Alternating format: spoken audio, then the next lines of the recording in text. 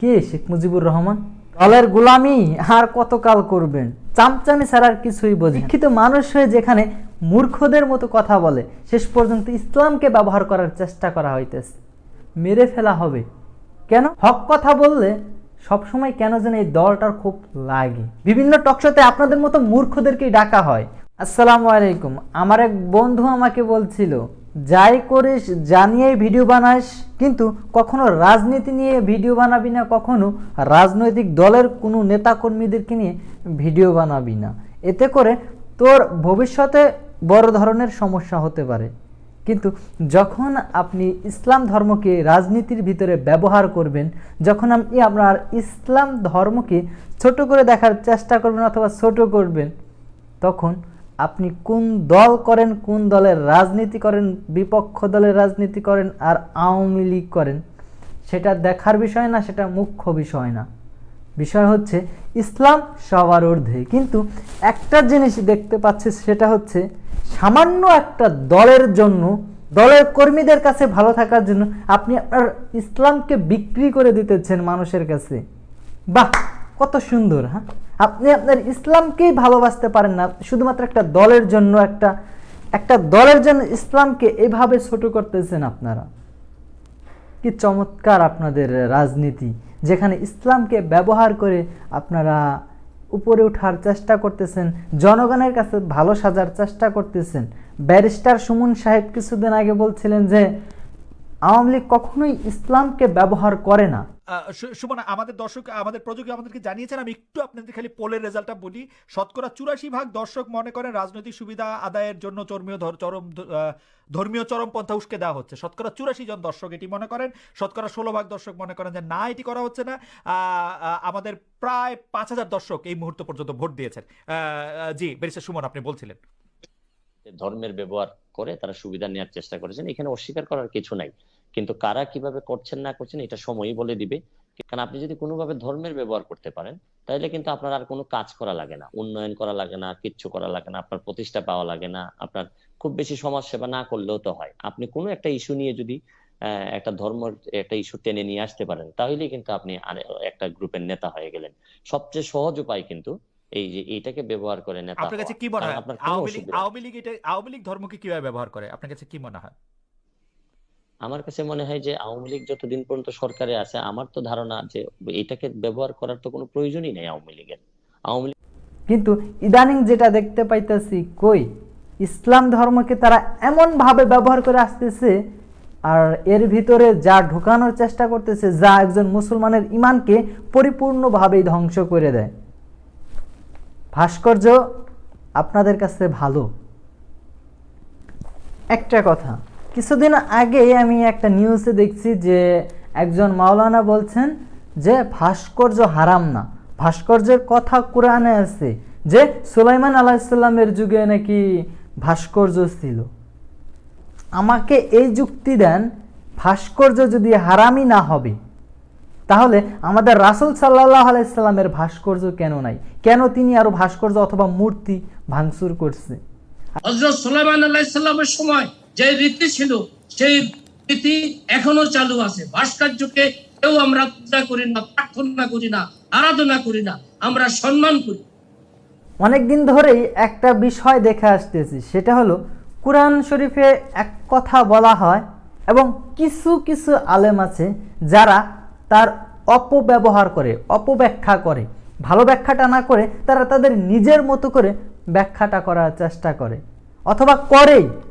যে ব্যাখ্যাটা আমি দেখলাম যে একজন মাওলানা টিভি চ্যানেলে বলছেন যে ভাস্কর্য ভালো হারাম ইত্যাদি ইত্যাদি, যে অমুকের ভাস্কর্য ছিল, সুলাইমান আলাইহিস সালামের যুগে ভাস্কর্য ছিল। ভাস্কর্য যদি থাকতোই, তাহলে নবী ইব্রাহিম আলাইহিস সালাম কিন্তু ভাস্কর্য ভাঙতেন না। আর আপনি আছেন এখানে ভাস্কর্য মূর্তি নিয়ে পড়ে। কিছু কিছু ছবিতে দেখা গেছে যে এইভাবে শেখ মুজিবুরের সামনে দাঁড়ানো হয়েছে, মাথা নত করে দাঁড়ানো হয়েছে। সেটা হয়তো আপনার দৃষ্টিভঙ্গিতে পূজা হবে না, অথবা সেটাকে ইবাদত বলে গণ্য হবে না, ওকে ফাইন। কিন্তু মানুষ এবং মানুষের তৈরি সমস্ত কিছুর নিচেই মাথা নত করা শিরক। আপনি হয়তো বা আমার কথাকে অন্যভাবে ব্যাখ্যা করতে পারেন। ওই যে বললাম, আপনি কোরআনের কথাগুলোকে আপনারা একদল লোক আছেন যারা আপনাদের মতো করে ব্যাখ্যা করার চেষ্টা করেন। আপনাদের দলের প্রয়োজনে আপনারা আপনাদের মতো করে ব্যাখ্যা করার চেষ্টা করেন, কিন্তু সম্পূর্ণ ইসলামটাকে বুঝতে চান না, বুঝতে দিতে চান না পাবলিককে। কারণ পাবলিক যখন আপনার ইসলাম সম্পর্কে সম্পূর্ণভাবে জানবে, তখন তো আপনারা ধরা খাইয়ে যাবেন। যেখানে অধিকাংশ আলেমগণরা বলতেছেন যে ভাস্কর্য এবং মূর্তি হারাম, যেখানে রাসূল সাল্লাল্লাহু আলাইহি সাল্লামের মূর্তি নাই, সেখানে কিভাবে আপনি শেখ মুজিবুর রহমানের মূর্তি রাখতে পারেন? আপনারা শিক্ষিত মানুষ হয়ে যদি অশিক্ষিতদের মতো আচরণ করেন, আপনারা শিক্ষিত মানুষ আজকে কি বলবো, শিক্ষিত মানুষ হয়ে সংসদ সদস্যে বক্তব্য দেন যে শেখ মুজিবুর রহমান আপনাকে আইসা সংসদ ভবনে হাত বুলায় দেয়, সব কিছু দেখে। How funny! মানে একজন শিক্ষিত মানুষে আপনি কিভাবে এই সমস্ত কথা বলতে পারেন? আমি জানি না, আমি বুঝতে পারতেছি না যে আপনাকে কে শিখাইছে আর কোন স্কুলে আপনি ফারুক সাহেব লেখাপড়া করছেন। আমার খুব জানতে ইচ্ছা হয়। মনে হয় বঙ্গবন্ধু এই মহান সংসদে আসেন, আমাদের তিনি দেখেন, আমাদের কথা শোনেন, কখনো তিনি অবাক হয়ে যান, কখনো তিনি হাসেন, আমাদের মাথার উপর হাত রেখে তিনি বলেন। আর একজন মৃত মানুষ কিভাবে সংসদ সদস্য এসে ফারুকী সাহেবকে হাত বুলায় দেয়? কিভাবে নেতাদের সবকিছু দেখেন, যে শেখ মুজিবুর রহমান সবকিছু দেখেন আবার হাসেন, তাদের ভুল হইলে তাদের ভুল ধরায় দেওয়ার চেষ্টা করেন, যেটা ভুল হইতেছে। বাহ, চমৎকার! বলতে লজ্জা হচ্ছে ফারুকী সাহেব একজন মুসলিম ঘরের সন্তান। শুধুমাত্র এতটুকুই নয়, যেখানে মুসলমান ঘরের সন্তান হয়ে একজন আলেমও এই ভাস্কর্যের পক্ষে কথা বলেন। বাহ, কিছু কিছু সময় খুব খারাপ লাগে। ফেসবুকে কম্পিটিশন করা হয় কোরআনের সাথে শেখ মুজিবুর রহমানের। বঙ্গবন্ধু শেখ মুজিবুর রহমান আমাদের আদর্শ, ঠিক আছে, মাননি, আমাদের দেশের জন্য তিনি অনেক বড় একটা গর্ব, অনেক বড় একটা পাওয়া, ওকে ঠিক আছে। তাই বলে আপনি কখন ইসলামের সাথে তার তুলনা করতে পারেন না, কখনোই কোরআনের সমতুল্য তিনি হতেই পারেন না। কিভাবে একজন মুসলিম হয়ে শেখ মুজিবুর রহমানের সাথে কোরআনের তুলনা করেন? অনেকে বলছেন যে কুরআন বা মসজিদের গম্বুজ এবং আমাদের কাবা শরীফ নাকি ভাস্কর্য। আস্তাগফিরুল্লাহ, নাউজুবিল্লাহ। ভাস্কর্য হচ্ছে মানুষের মতো তৈরি করা বস্তুগুলোকে বোঝায়, মূর্তি যেগুলো, এগুলো আমাদের মানে আপনাদেরকে কিভাবে বোঝাবো? একজন আমি ভাষা খুঁজে পাচ্ছি না। শিক্ষিত মানুষ হয়ে যেখানে মূর্খদের মতো কথা বলে, সেখানে আসলে বোঝানোর কিছু নাই। কারণ তাদেরকে হাজারো বুঝাইতে গেলে, হাজারো যুক্তি দেখাইতে গেলে তারা জীবনেও বুঝবে না।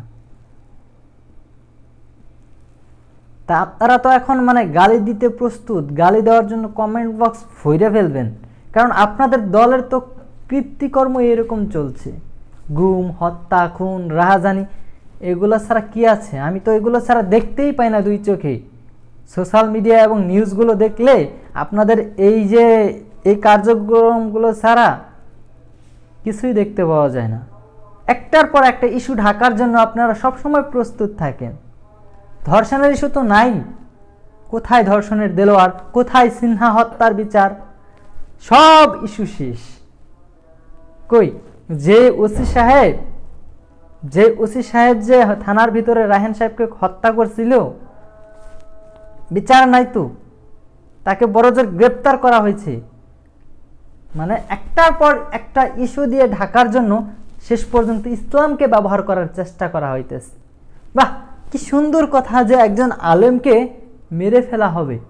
কেন? তিনি ওই যে তাদের বিরুদ্ধে কথা বলছেন। হক কথা বললে সবসময় কেন যেন এই দলটার খুব লাগে। আমি কখনো কোনো দলের বিরুদ্ধে কথা বলি না, কোনো দল করি না। কারণ আমার কাছে একজন সৎ যোগ্য মানুষই সবসময় শ্রেষ্ঠ। অনেক সময় অধিকাংশ লোক কি করেন যে আমরা ইসলাম ধর্মটাকে সঠিকভাবে বুঝতে চাই না, যে যেটা বুঝায় আমরা সেটাই বোঝার চেষ্টা করি। এই যে একজন আলেম কি বুঝাইছেন, আমরা সেটাই অনেকে বোঝার চেষ্টা করেছি। আরে ভাই, ভাস্কর্য এবং মূর্তি যদি ভালোই হইতো, তাহলে প্রত্যেকটা নবীরই ভাস্কর্য আমরা দেখতে পাইতাম। এই সাধারণ সিম্পল লজিকটুকু কেন আপনাদের মাথায় ঢুকে না আমি বুঝি না। শেখ মুজিবুর রহমান আমাদের জন্য একটা গর্ব ছিলেন, ওকে ফাইন, তার ভাস্কর্য রাখলেই যে তাকে সম্মান করা হবে, সম্মান ভাই বুকে ধারণ করা হয়, মানুষকে সামনে রাখে পূজা করলে সম্মান হয় না, তাকে সম্বর্ধনা জানাইলেই সম্মান হয় না, সম্মান হৃদয়ে থাকতে হয়, বুকে ধারণ করতে হয় সম্মানগুলো, ঠিক আছে? আপনাদের আসলে হাস্যকর, আপনারা যে শিক্ষিত হয়েও এই যে এই ধরনের অশিক্ষিতদের মতো কার্যক্রম করতেছেন, দেশের প্রত্যেকটা মানুষ তো দেখতেছে, আজ একটার পর একটা ইস্যু ঢাকার চেষ্টা করতেছেন, শেষ পর্যন্ত ইসলামকে ব্যবহার করার চেষ্টা করতেছেন। বাহ, কি দারুণ! একটা কথা না বললেই নয়, আমার জেলার মন্ত্রী এমপি সাহেব নিক্সন চৌধুরী বলছেন বাঘের সাথে বিড়ালের লড়াই মানায় না। তার দলকে তিনি বাঘ বলতেছেন এবং ইসলামকে ছোট করে তিনি বিড়াল বলতেছেন। বাহ, কি চমৎকার! আসলে নিজের দলকে বড় করার জন্য ইসলামকে কতটা ছোট করতে পারেন এই সমস্ত নেতারা। আসলে ছোট জায়গা থেকে কেউ যখন বড় জায়গায় রূপান্তরিত হয়, কিছু কিছু লোকের না অহংকার বাইরে যায়, দেমাগ বাইরে যায়, নিজেকে অনেক বড় কিছু মনে করে, তখন চামচামি ছাড়া আর কিছুই বোঝে না। আমাদের সুমন সাহেব বলছেন যে তিনারা ইসলাম ধর্মকে মোটেই কোনোভাবেই ব্যবহার করেন না, তিনারা তাদের দলের গতিতে এগিয়ে চলছেন, অথচ ইসলাম ধর্মকে তারা কোনো গুরুত্বই দিচ্ছেন না। শুধুমাত্র বেধর্মীদেরকে নিয়ে চললে হবে না, একটু ইসলামের দেশে একটু ইসলামকে গুরুত্ব দিতে শিখুন। দলের গোলামি আর কতকাল করবেন? একটু পরকালের কথা চিন্তা করেন। এই জন্মের পরেও আর এক জন্ম আছে, সেই জন্মে আপনাকে এই দলের চামচামি গোলামি করার হিসাব দিতে হবে। সো কথাবার্তা বলতেছেন, আপনাদের অধিকার আছে, আপনাদের ফ্যান ফলোয়ার আছে, আপনারা যেটা বলবেন সেটাই সত্য হয়ে যায়, আপনারা যা বলবেন সেটাই কিছু কিছু মানুষ মেনে নেওয়ার চেষ্টা করে। ওই যে আপনারা ওই যা বলবেন সেটাই সরকার মোটামুটিভাবে করার চেষ্টা করবে। আপনাদের হাতে তো ক্ষমতা, হ্যাঁ ক্ষমতা, এই ক্ষমতা ভাই ক্ষমতা না, মৃত্যুর পরে সব ক্ষমতা হারিয়ে যাবে, নিস্তব্ধ হয়ে যাবে। মনে রাখবেন, আজকে শেখ মুজিবুর রহমানের কথা মানুষ স্মরণ করে দেখা আপনাকে যে স্মরণ করবে এই ধরনের চিন্তা ভাবনা ভুইলা যান, সেই দিন গুনে খাইছে। নিজেকে বাঘ দাবি করতেছেন, কয়দিন 2 দিন পরে এই বাঘই আবার বিড়ালে রূপান্তরিত হবে, ঠিক আছে? সো বেশি কিছু বলতে চাই না, কারণ এমনিতেই অনেক কিছু বলা হয়ে গেছে, না জানি কোন মামলায় আবার কি ধরনের আইন ঠুকে দেয়, বলা যায় না, কারণ লিগ বলে কথা, বেশি কিছু বলাও ঠিক না। শুধুমাত্র লিগ না, যারা ইসলামের বিপক্ষে কথা বলবে, অন্যায় নিয়ে কথা বলবে, প্রত্যেকের বিপক্ষে কথা বলার জন্য আমি প্রস্তুত। শুধুমাত্র একটা দলের জন্য দেশের আলেমগণকে হত্যা করার হুমকি পর্যন্ত দিতে পারেন, মাহফিল বন্ধ করে দেওয়ার হুমকি দিতে পারেন, মসজিদের কোনায় কোনায় এরা মানে গান দিতে পারে, বিভিন্ন ধরনের আয়োজন দিতে পারে, তাতে কোনো সমস্যা নাই। ওয়াজ মাহফিল হইলে আপনাদের যত সমস্যা। হ্যাঁ, কবির সাহেব বলছেন কি যে শেখ মুজিবুর রহমান বেঁচে থাকলে নাকি আমাদের আল্লাহু আকবার বলতে হইতো না, বিসমিল্লাহ বলতে হইতো না, এগুলো বলতে দিতেন না। কে শেখ মুজিবুর রহমান? আমার ইসলামের থেকে তো বড় নয় তিনি আমাদের দেশের গর্ব, তাই বলে ইসলামের সাথে এই ধরনের তুলনা করা একমাত্র হাস্যকর ব্যাপার ছাড়া কিছুই না। বঙ্গবন্ধুর আমলে কি কল্পনা করতে পারতো যে আওয়ামী লীগের পোস্টারের উপর জয় বাংলা এবং এসে থাকবে জয় বাংলার পাশে আল্লাহু আকবার বা আল্লাহ সর্বশক্তিমান থাকবে? কল্পনা করা যেত না। এখন আপনি কিসে শিক্ষিত কবির সাহেব? হ্যাঁ, যার সাধারণ জ্ঞান নাই, যার ভিতরে, সে আবার শিক্ষিত, সে আবার কথা বলে শেখ মুজিবুর রহমান বেঁচে থাকলে নাকি আল্লাহু আকবার বলতে দিতেন না, সে সাথে আস্তাগফিরুল্লাহ, বিসমিল্লাহির রহমানির রহিম এগুলো নাকি বলতে হইতো না, শুধুমাত্র তার নাম বললেই হইতো। ফাইজলিমের একটা সীমা থাকা দরকার।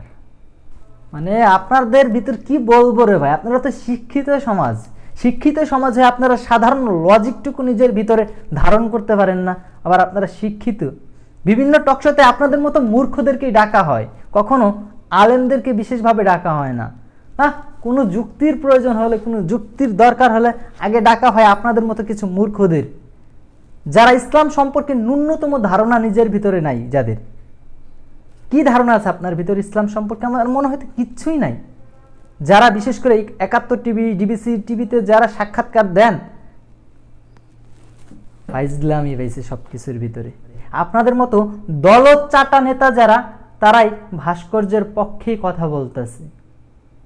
ভাস্কর্য তৈরি করে আপনারাই ওই শেখ মুজিবের মূর্তির সামনে যায় এইভাবে দাঁড়াইতেছেন। সিস্টেমটাই অন্যরকম হয়ে গেছে। এই ধরনের এদেরকে মানে এরা কোথা থেকে যে, আমি যে শিক্ষিত না তারপরও আমার ভিতরে কমন সেন্সটুকু আছে, কোনটা ভালো না, কোনটা জায়েজ না, সেইটুকু অত্যন্ত আমার ভিতরে আছে। আপনারা যে শিক্ষিত হয়েও আপনাদের ভিতরে এই ন্যূনতম ধারণাটুকু নাই। আপনাদের দল নিয়ে কথা বললে আপনারা বড়জোর হত্যার হুমকি পর্যন্তই দিতে পারবেন, অথবা হত্যাই করতে পারবেন। এর থেকে বেশি কি আর করতে পারবেন? সত্য কথা বললেই যত সব গায়ে লাগে। আপনারা ইসলাম নিয়ে খেলা করার চেষ্টা করতেছেন, খেলা শুরু করে দিয়েছেন একটা। খুব শীঘ্রই দেখতে পাবেন ভালো কিছু আসতেছে আপনাদের পতনের মূল, এটা গ্যারান্টি সহকারে বলে দেওয়া যাবে। কয়েকটা দিন ধৈর্য ধরেন। যা শুরু করছেন আপনারা ইসলামকে নিয়ে, ধৈর্য ধরেন ভাইয়ারা। খুব শীঘ্রই আপনাদের সুসময়টা দেখতে পাবেন। মসজিদের গম্বুজ, এই সেই সব কিছু তো ভাস্কর্য, তাহলে এগুলো হারাম না কেন? এগুলো আপনারা মানেন কেন? যুক্তি দেখাইতে আসেন। যুক্তি নিয়ে আসেন, আপনাকে যুক্তি দিয়ে দেখাচ্ছি কোনটা হালাল, কোনটা হারাম, কোনটা জায়েজ না। আইসেন, যুক্তি নিয়ে যান। শিক্ষিত তো কম হয়েছেন না, বিশ্ববিদ্যালয়ে তো লেখাপড়া করছেন, কমন সেন্সটুকু নাই আপনাদের। কিসের শিক্ষিত আপনারা? শিক্ষিত সমাজ দাবি করেন। কত বড় সাহস হইলে বলে যে বাংলাদেশের সমস্ত মুসলিমদেরকে ভারতে চিকিৎসা করানোর জন্য যাইতে বলতে পারে। সাহস দেখে আমি অবাক হই। বাংলাদেশের ইসলাম নিয়ে যা শুরু করতেছে, থেকে ইসলামটা হটানোর একটা চেষ্টা করা হইতেছে। মানে ইসলাম তাদের সহ্য হচ্ছে না, অথচ 80% মুসলিমের কান্ট্রি এটা। হত্যার হুমকি, বাহ, কিছু বললেই হত্যার হুমকি। 2 দিন পরে দেখতে পাবো যে আমাকে হত্যার হুমকি দিতেছে, যে অমুক লীগের বিপক্ষে কথা বলছে, তাকে হত্যার হুমকি দেওয়া হলো, যে অমুককে খুন করা হবে, ইত্যাদি ইত্যাদি। আরে ভাই, আপনারা হত্যার হুমকি দিবেন, মারধর করবেন বা হত্যাই করবেন, এটাই তো আপনাদের নীতি, নিয়ম নীতি, আপনাদের চেষ্টা। এর থেকে কি আছে? এর বেশি কি আছে আপনাদের দলে? আমার জানার খুব ইচ্ছা। ভালো থাকবেন, সুস্থ থাকবেন। ভাস্কর্য নির্মাণ করা হারাম, ভাস্কর্যের সামনে দাঁড়ায় ভাস্কর্যকে সম্মান করাও হারাম। এটা অনৈতিক সম্পূর্ণ। সো এই ধরনের ভাস্কর্য নির্মাণ আমাদের দেশ থেকে হটাতে হবে।